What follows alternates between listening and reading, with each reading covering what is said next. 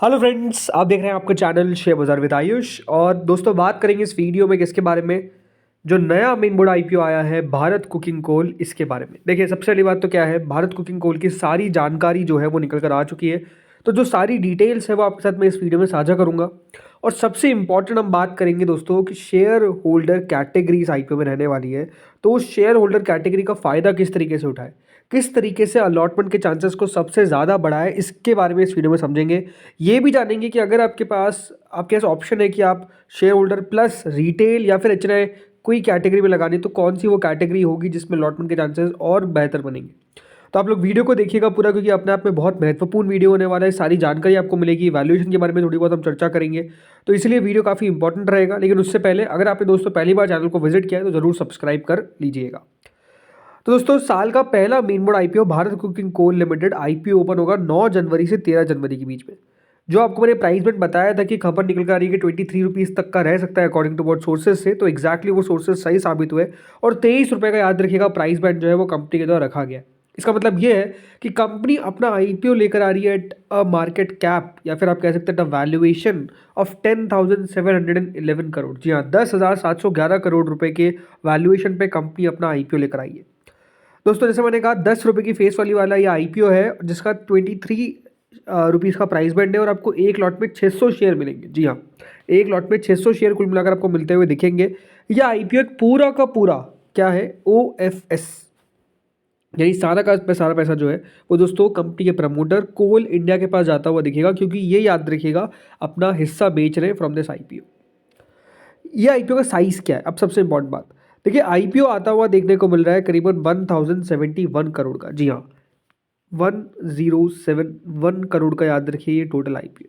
पहले खबरें चली थी कि 1300 करोड़ का आएगा, बट मैंने आपको कहा कि अगर प्राइस बन 23 रुपये का निकल कर आएगा तो 1300 करोड़ का कैसे आ सकता है, 1070 करोड़ का ही आएगा, बिकॉज वैल्यूएशन ऑटोमेटिकली वो नीचे हो गई है।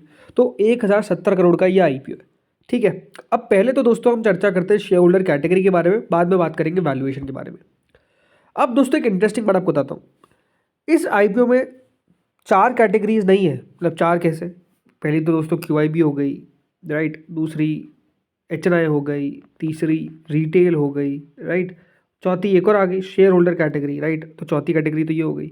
लेकिन इसके अलावा भी दोस्तों कंपनी ने एक और कैटेगरी रखी है, वो है एम्प्लॉय। तो देखिए, आईपीओ तो मात्र 1000 करोड़ का है, 1070 करोड़ का, बट इस आईपीओ में 5 कैटेगरीज याद रखिएगा रखी गई है। अब एम्प्लॉय कैटेगरी का क्या है, काफ़ी कंपनीज रखती है, बिल्कुल रखती है, लेकिन ये कंपनी इंटरेस्टिंग है। ऐसा क्यों? पहली बात तो देखिए, अगर आप कंपनी के एम्प्लॉय तो आपके लिए कंपनी ने बहुत कुछ सोचा है, ये आपको मैं कह सकता हूँ। क्यों ऐसा मैं कह रहा हूँ, 23 रुपये का याद रखिए आईपीओ है, प्लस कंपनी आपको इस पर 1 रुपये का एम्प्लॉय डिस्काउंट भी देगी। तो अगर आप अप्लाई करेंगे तो आपको 22 रुपये का एक शेयर मिलेगा। तो पहली बात तो 1 रुपये का डिस्काउंट इस तरीके से हो गया। प्लस इस कंपनी ने क्या किया है कि जो शेयर होल्डर कैटेगरी है वो ज़रूर 10% रखी है, लेकिन जो एम्प्लॉय कैटेगरी है उसको भी दोस्तों कंपनी ने रखा है, और उसको रखा है कितना, पूरा 5%। जी हाँ, employ quota is 5% of the IPO. 5% याद रखिए, एम्प्लॉय कोटा कंपनी के द्वारा रखा गया। मतलब आप समझ सकते हैं कि 15% ऐसे ही इस आईपीओ में से कम हो गया। 10% ले गए शेयर होल्डर, 5% ले गए एम्प्लॉय, और फिर दोस्तों जो बचता है 85 वो याद रखिएगा बाकी कैटेगरीज में बढ़ता हुआ दिखेगा, राइट। चलिए आते हैं सबसे पहले, जो मैं आपको हमने कहा शुरुआत से, शेयर होल्डर कोटा पे, राइट। तो दोस्तों इस आईपीओ में कैटेगरी रखी गई है जिसका नाम है शेयर होल्डर कैटेगरी। पहले तो ये बात ध्यान रखिए, एलिजिबिलिटी को लेकर पहले बता दिया है, वापस बता देता हूँ। अगर आपके पास कोल इंडिया का शेयर 1 जनवरी को आपके डीमैट में था, राइट, 1 जनवरी को अगर आपके डीमैट में था, अगर आप होल्ड करते थे, तो आप क्या हो जाएंगे, आप हो जाएंगे इस आईपीओ के लिए एलिजिबल। एलिजिबल मतलब आप इस आईपीओ में अप्लाई कर पाएंगे शेयर होल्डर कैटेगरी के अंदर। शेयर होल्डर कैटेगरी के अंदर आप लोग अपना आईपीओ लगा सकते हैं। ये याद रखिए, कंपनी ने आपको एक सुविधा दी एक्स्ट्रा। इसीलिए अगर आपके पास 1 जनवरी को था तो पहली बात तो आप एलिजिबल रहेंगे। एक और बात, एलिजिबिलिटी के अगर आपको पता करनी कि अरे मैं एलिजिबल हूँ कि नहीं, मुझे पता नहीं चल पा रहा है, तो ये बात ध्यान रखिए, कंपनी आपको एक मेल भेजेगी, राइट। वो मेल अभी तक आया नहीं है, बट आ जाएगा मोटा मोटी 1 से 2 दिनों के अंदर। और वो मेल में आपको पता चल जाएगा कि आप एलिजिबल हैं। जो जिन जिन के पास मेल आ रहा है मतलब आप समझ जाइए एलिजिबल है, राइट। मेल नहीं आता मतलब एलिजिबल नहीं है, क्लियर सी बात है, बिकॉज कंपनीज मेल तो भेजती है। और अदरवाइज अगर आपको कंफर्म है कि नहीं मेरे पास 1 तारीख को था, मैंने 2 तारीख 3 तारीख इस पे उससे पहले बेचा नहीं है, तो फिर आप दोस्तों याद रखिए एलिजिबल है। तो होपफुली ये तो क्लैरिटी हो गई। अब दोस्तों जब शेयर होल्डर कैटेगरी आती है तो हमेशा एक बात ध्यान रखिए, उसमें एक फ़ायदा रहता है कि आप शेयर होल्डर के साथ साथ एक और कैटेगरी अप्लाई कर सकते हैं। तो इस आईपीओ के अंदर क्या हो सकता है, कौन सी कैटेगरी में आप अप्लाई कर सकते हैं। एक कैटेगरी है जो है दोस्तों रिटेल इन्वेस्टर्स की, इसमें हम अप्लाई कर सकते हैं। एक कैटेगरी है स्मॉल एचएनआई की, जिसमें हम अप्लाई कर सकते हैं। एक कैटेगरी है बिग एचएनआई की, जिसमें हम अप्लाई कर सकते हैं। ठीक है। अब इसी के साथ साथ जैसा देखा, ये शेयर होल्डर कैटेगरी भी आ गई। अब दोस्तों इस बात का ध्यान रखिएगा, शेयर होल्डर कैटेगरी का फ़ायदा क्या है कि या तो आप लगाइए share holder plus HNI, right, या आप लगाइए शेयर होल्डर प्लस रिटेल। इस बात का खास तौर पर ध्यान रखना है कि अगर आप शेयर होल्डर कैटेगरी के अंदर बिड लगा रहे हैं तो वो 2 लाख से ऊपर नहीं जानी चाहिए।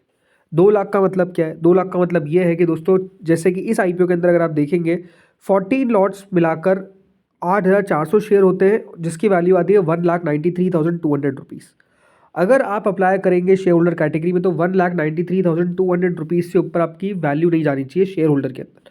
मान लीजिए मैंने गलती से 15 लॉट लगा दिए, वैसे तो लगेंगे नहीं, लेकिन लगा दिए तो फिर याद रखिए फिर वो शेयर होल्डर में नहीं गिना जाएगा, फिर वो एचएनआई के अंदर आ जाता है।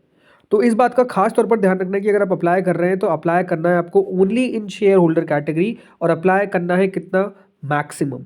ये बात ध्यान रखिए। अब बहुत बड़ी बात है, अगर शेयर होल्डर कैटेगरी में कोई भी लगाने का सोच रहा है तो 1 लॉट 2 लॉट लगाने का कोई मतलब नहीं है, सीधा लॉट लगाइएगा 14। कितने, 14 लॉट्स, ना उससे कम ना उससे ज़्यादा। 14 लॉट से कम क्यों नहीं कह रहा हूँ मैं, क्योंकि अप्लाई तो आप 1 लॉट भी कर सकते हैं, बिल्कुल कर सकते हो, लेकिन बात ध्यान रखिए, अलॉटमेंट अगर चाहिए और अलॉटमेंट की पॉसिबिलिटी बढ़ानी है, मैं ये नहीं कह रहा कि 14 लॉट लगाओगे तो आपको शॉर्ट शॉर्ट अलॉटमेंट मिलेगा, ऐसा नहीं होने वाला है। इस आईपीओ में नहीं होगा। अब जैसे कि दोस्तों पिछला आईपीओ आपको बताइए आईसीआईसीआई एएमसी का आया था, और उसमें आईसीआईसीआई बैंक के शेयर होल्डर्स के लिए शेयर होल्डर कैटेगरी रखी गई थी। वो कैटेगरी हुआ क्या था उस समय कि सिर्फ 10 टाइम सब्सक्राइब हुई, 10 गुना सब्सक्राइब हुई।